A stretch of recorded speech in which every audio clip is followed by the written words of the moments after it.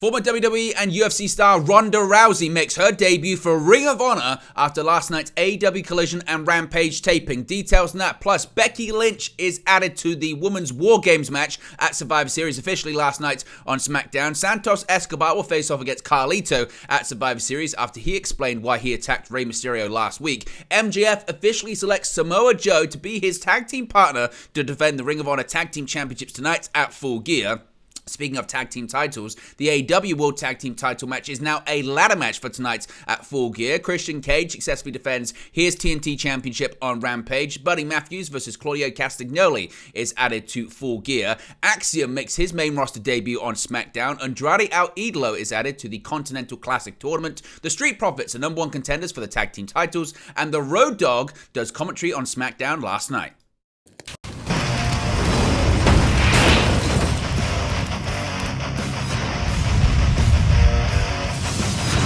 Hey guys, welcome back to Wrestling News 365. Hope everyone is doing very well. As always, there are plenty of news stories to get into in the world of professional wrestling. Let's start off talking about Rowdy Ronda Rousey not being all elite just yet, but making her debut for a Tony Khan promotion, that being Ring of Honor. Now, UFC Hall of Famer and three-time WWE Women's Champion Ronda Rousey wrestled at last night's AEW/Ring of Honor tapings and will make her Ring of Honor television debut on next week's episode of ROH on Honor Club, airing on Thanksgiving Day. Now, on Friday night, PW Insider, as well as WrestleVotes, Andrew Zarian, Sean Ross Sapp, and others reported that the word was that she was backstage at Collision and she was likely to work for Ring of Honor in the near future. And she was present, as I mentioned, at Friday's AEW tapings in Los Angeles with her ring gear.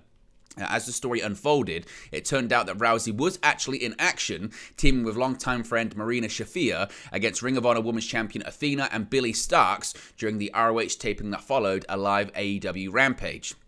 Now, the bout was a rematch from the previous evening when the four women wrestled each other on a Wrestling Revolver show, adding significant gas to the Rousey to AEW/Ring of Honor fire. Now, prior to that match, Rousey and Shafir teamed up to take on Ty Valkyrie, another AEW star, and Brian Kendrick at the Lucha Vavoom show earlier on in the week.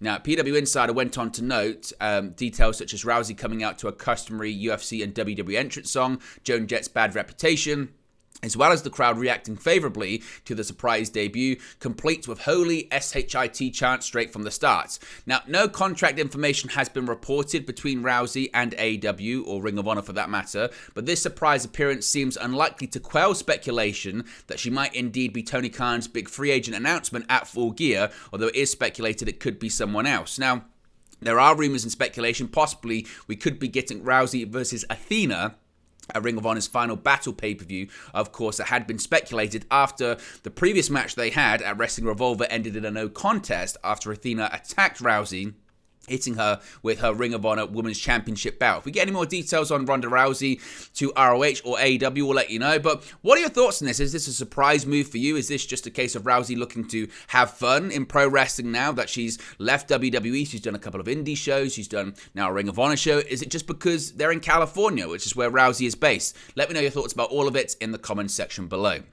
And let's talk about SmackDown last night. Becky Lynch is going to be competing in War Games yet again this year.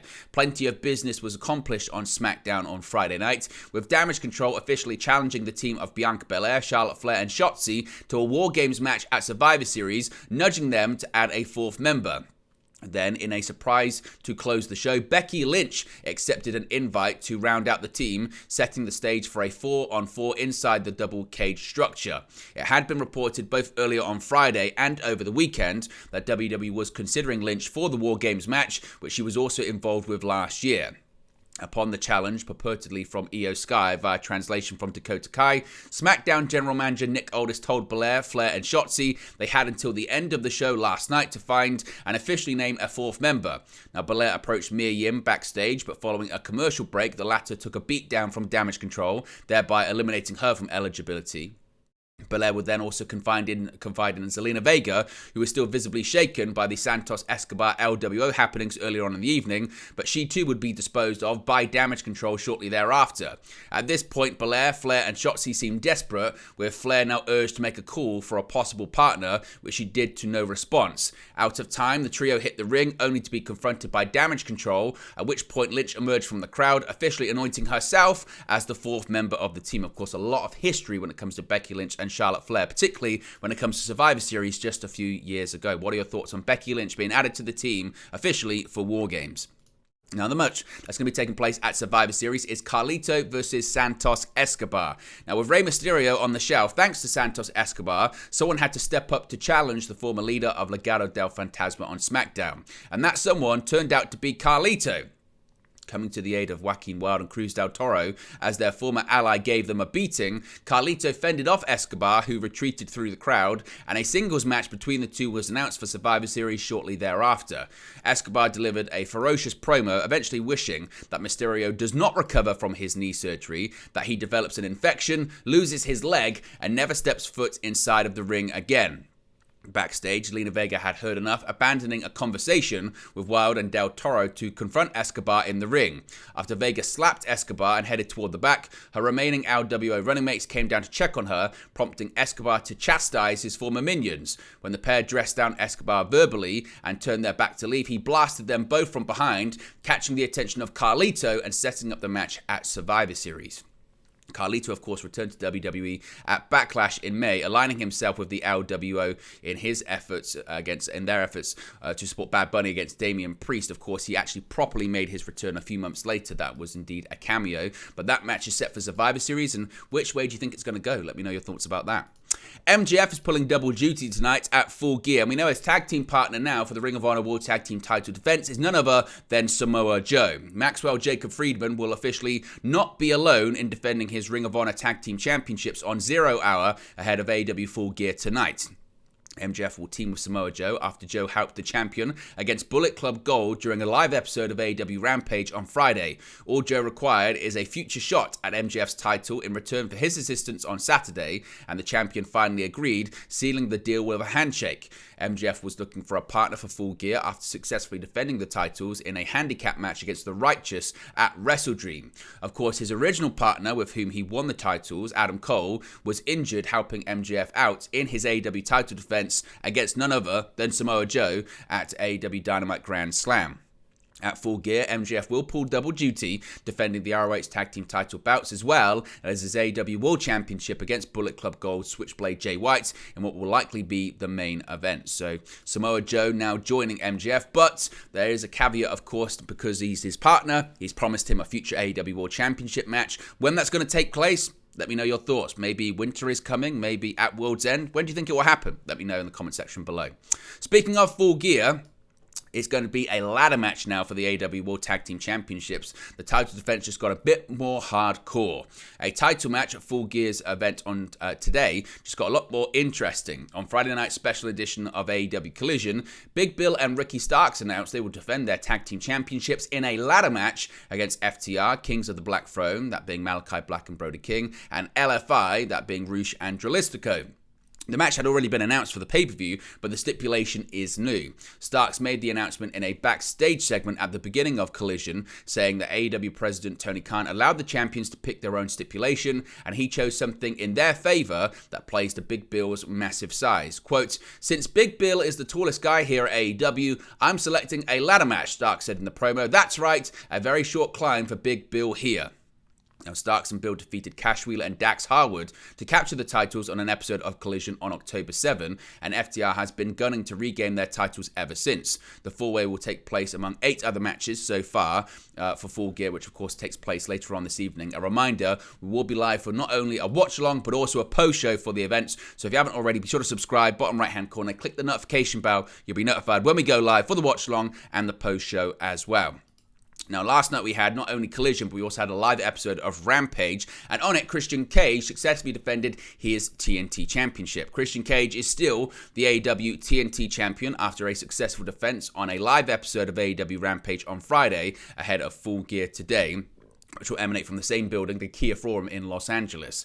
Cage retained the title over Trent Beretta in a match that opened the show, which followed a special episode of AEW Collision. Now, actually, he won the opportunity to face Christian Cage by winning a four-way on AEW Collision, did Trent Beretta. Christian Cage started the match off by mocking his opponent and followed with a hard slap to Beretta, but the bout was evenly matched before the champion's mean streak came out, stomping on Beretta's previously injured neck. Cage ultimately hit a kill switch to keep the title around his waist with the victory. Luchasaurus raised Cage and the championship on his shoulders after the match.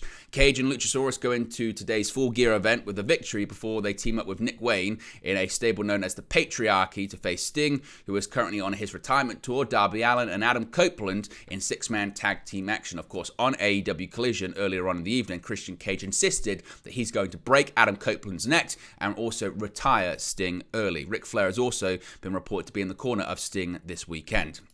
Speaking of Full Gear, another match has been added to the 0 Hour pre-show. A new match has been added to 0 Hour ahead of AEW Full Gear this evening, following a confrontation between the Blackpool Combat Club and the House of Black on Friday's special episode of AEW Collision. The BCC's Wheeler Yuta and the House of Black's Buddy Matthews faced off in a match, and Matthews attempted to attack Yuta even after getting the victory, leading to Claudio Castagnoli coming to the ring to save his fellow BCC member. After running Matthews out of the ring, Castagnoli got on the mic and said he wasn't going to leave the Kia Forum in Los Angeles without having a match. He challenged Matthews but goaded him, asking if that was okay or if Matthews had to go to the back to ask Malachi Black for his approval first. The challenge was ultimately accepted, and AEW CEO Tony Khan announced on social media the match would take place on the free-to-view 0 Hour ahead of the pay-per-view. So that match has been added to this evening's proceedings as well. Switching back to SmackDown last night, we got a main roster debut for Axiom on the show in a competitive match against Dragon Lee. Though his request to SmackDown General Manager Nick Aldis to exact revenge on Santos Escobar for his attack on Rey Mysterio was ultimately denied, Dragon Lee was given an opportunity to impress Mysterio and showcase Lucha Libre against Axiom, who made his main roster debut. Axiom, former NXT UK Heritage Cup winner, as his previous character A-Kid, put on an impressive showing, exchanging submission attempts, drop kicks, and various aerial assaults with Lee, and nearly won the match after a top rope Spanish fly. Lee would answer with a single arm powerbomb and a running knee before hitting Operation Dragon for the victory. The notion of Lee potentially aiding Mysterio in his ongoing spat against Escobar looms large moving forward, as members of the LWO choose sides. So far, it's been heavily weighed against the former leader of Legado del Fantasma. As for Axiom, it's likely he heads back to NXT for the time being, with his performance last night boosting his stock overall. Though it's always possible he's been officially called up, they did use a video package prior to the match last night, so it may be the beginning of much more for the NXT star. Now, Andrade is the second name in the Continental Classic round-robin tournament in AEW. Andrade out Idolo is officially the second announced participant in AEW's Continental Classic tournament. The announcement was made in a backstage segment on Friday's special edition of AEW Collision, ahead of the company's Full Gear event on Saturday. Andrade was seen alongside his new manager, CJ Perry. In a backstage interview segment, Andrade said he is very happy to be represented by Perry, who gave her opinion that Andrade is the best wrestler. After Perry listed out Idolo's many accolades and mentioned that he's been wrestling since he was 12 years old, Perry said she was the one who entered him into the Continental Classic. Andrade looked at Perry in confusion, but she explained that she negotiated his deal with AEW President Tony Khan and that if he wins, he'll get paid a bonus. Perry then whispered something into her client's ear and they shook hands, making his entry into the tournament official.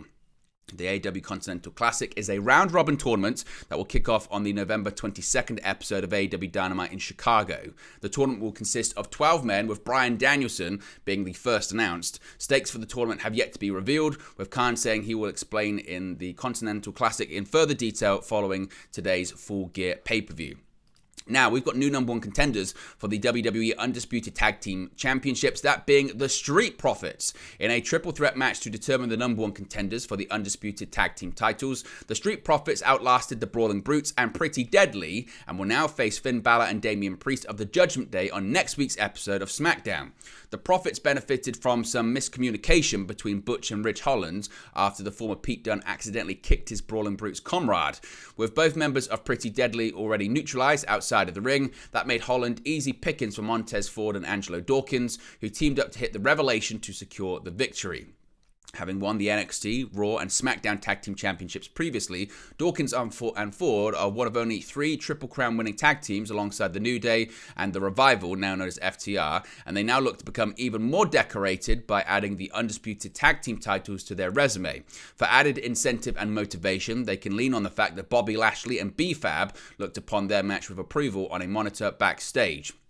What was overwhelmingly positive for the winners of this match was quite the opposite for one of their adversaries, with the mishap between Butch and Holland leading to an awkward post-match moment that saw Holland leave Butch alone in the ring, seemingly frustrated over his misplaced kick. Is this the beginning of the end for the Brawling Brutes, or does it mark the return of Sheamus to WWE programming? Finally, the Road Dogg was on commentary last night as Corey Graves is still on paternity leave. Now, on November 8, Corey Graves and Carmella announced the birth of the couple's first son. On the November 10 edition of SmackDown, Kevin Owens replaced Graves and joined Michael Cole and Kevin Patrick at the commentary table. Now, WWE Hall of Famer Road Dogg Brian James was the third member of the team for last night's episode. Road Dogg last appeared on SmackDown for the 2023 WWE Draft earlier this year. This isn't his usual role. He usually works as a backstage producer and writer for the Blue brand, so he was pulling, I guess, double or triple duty last night. But there you go, guys. It's the latest pro wrestling news for you. Be sure to smash the like and the like button. Be sure to subscribe, bottom right-hand corner. As I mentioned earlier on, we will be live for a Full Gear post-show and also a watch-along, so be sure to join us then. Click the notification bell. You'll be notified when we go live. Be sure to smash the like and the like button. Be sure to subscribe, bottom right-hand corner, and I'll speak to you again very soon. Hey guys, thank you for watching, listening, streaming, or however you come across this video today. Be sure to click on the video on the right there to watch our next video, or click the bottom there to subscribe, or the bottom right hand corner. Thank you very much, and I'll speak to you again very soon.